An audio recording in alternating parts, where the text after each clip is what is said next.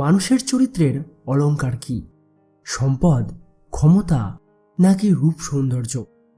চাণক্য বলেছেন, মানুষের শ্রেষ্ঠ অলংকার হলো তার বিনয়। কিন্তু এই বিনয় কোনো বই পড়ে শেখা যায় না, কিংবা বাজার থেকে কিনে আনা যায় না। এই গুণের একটি বিশেষ উৎস আছে। আচার্য চাণক্য তার নীতিশাস্ত্রে এক অমূল্য উপদেশ দিয়ে গেছেন। তিনি বলেছেন, গুরুজনের সেবাই হলো বিনয়ের আধার, আর গুরুজনদের সেবা করার মাধ্যমেই প্রকৃত জ্ঞান লাভ করা সম্ভব। আজকের দ্রুতগতি সম্পন্ন জীবনে আমরা এই সত্যটি ক্রমশ ভুলে যাচ্ছি। চাণক্য যখন গুরুজন শব্দটি ব্যবহার করছেন, তার অর্থ কেবল বয়সে বড় কেউ নয়। এখানে গুরুজন মানে হলো অভিজ্ঞতায় সমৃদ্ধ এবং জ্ঞানে পরিপক্ক মানুষ।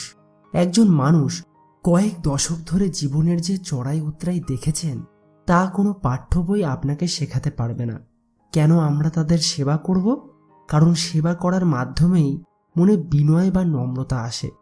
যখন আপনি একজন অভিজ্ঞ ব্যক্তির সামনে নত হন, তখন আপনার অহংকার চূর্ণ হয়, আর যখনই অহংকার বিদায় নেয়, তখনই হৃদয়ে জ্ঞানের প্রবেশ ঘটে। চাণক্য নীতি আমাদের সতর্ক করে, অহংকারী ব্যক্তি তথ্য সংগ্রহ করতে পারে, কিন্তু জ্ঞান লাভ করতে পারে না। আজকাল আমরা মনে করি ইন্টারনেটে একটি বোতাম টিপলেই সব জ্ঞান পাওয়া সম্ভব, কিন্তু মনে রাখবেন, যন্ত্র আপনাকে তথ্য দিতে পারে, প্রজ্ঞা নয়। প্রজ্ঞা বা উইজডম লাভ করতে হলে গুরুজনদের সান্নিধ্যে থাকতে হয়, তাদের থেকে শিক্ষা নিতে হয়, এবং তাদের আদর্শকে ধারণ করাই হলো প্রকৃত বুদ্ধিমত্তা।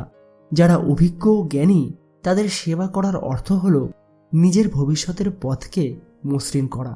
আপনি যদি আজ কারো অভিজ্ঞতার কদর না করেন, তবে কাল আপনার অভিজ্ঞতার কেউ মূল্য দেবে না। তাই কেবল ডিগ্রি বা পদমর্যাদার পেছনে না ছুটে জীবনের প্রকৃত অভিজ্ঞদের শ্রদ্ধা করতে শিখুন। সেবা এবং বিনয়, এই দুটিই আপনাকে সাধারণ থেকে অসাধারণে উন্নীত করবে।